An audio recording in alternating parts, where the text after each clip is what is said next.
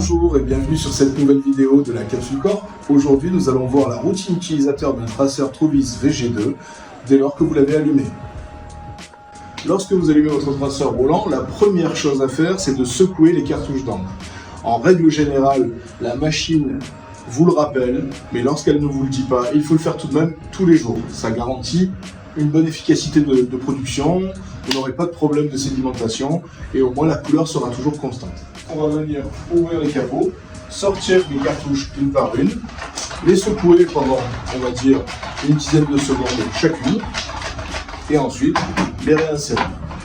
À la réinsertion des tiroirs, prenez bien garde d'être bien droit et surtout ne forcez jamais. Normalement, le tiroir doit rentrer poussé d'un doigt. Si cela force, on risque de tordre l'aiguille à l'arrière ou de casser les deux guides en plastique. Lorsque vous avez terminé de secouer l'intégralité de vos cartouches, nous allons venir effectuer donc un test d'impression pour vérifier qu'il ne manque aucune buse et que vos têtes fonctionnent normalement.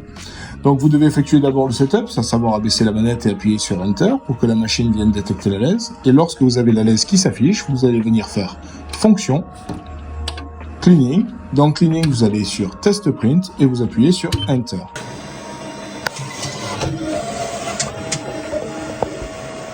Une fois le test print effectué, nous nous rendons compte ici qu'il nous manque des buses dans l'océan.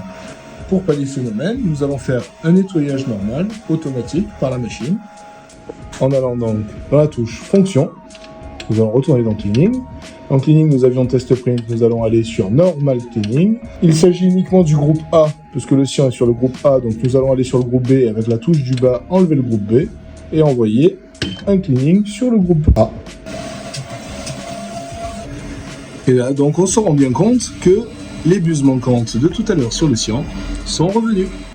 Une fois que vous avez vérifié que votre test print est correct et que tout fonctionne au niveau de l'impression, nous allons maintenant vérifier que la découpe, parce que les traceurs Trovis bénéficient d'une option de découpe, que la découpe fonctionne correctement en termes de profondeur et de force de découpe.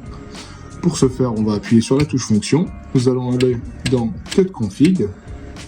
Et dans Cut Config, nous allons réaliser un test cut.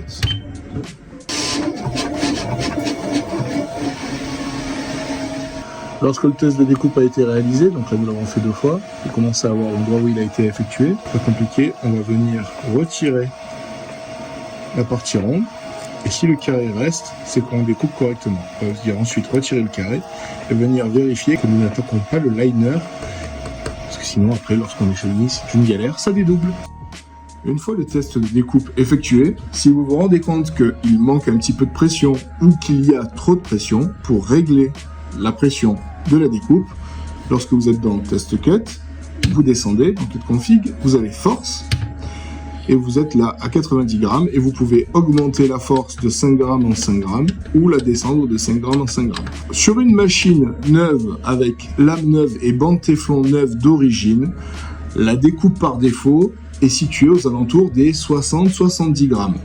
Cela dépend bien évidemment et varie suivant les machines, mais on va dire qu'on est entre 60 et 70 grammes. Dès lors que nous passons au-dessus des 100 grammes, en règle générale, ça signifie que la lame de découpe commence à s'émousser et qu'il est temps de la changer.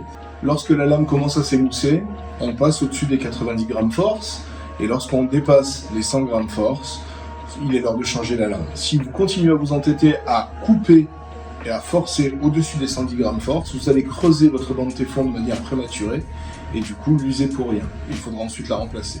Merci d'avoir suivi cette vidéo. N'hésitez pas à vous abonner et à activer les notifications pour être informé de nos prochaines vidéos tutoriels sur les machines roulantes. Et moi je vous dis à bientôt.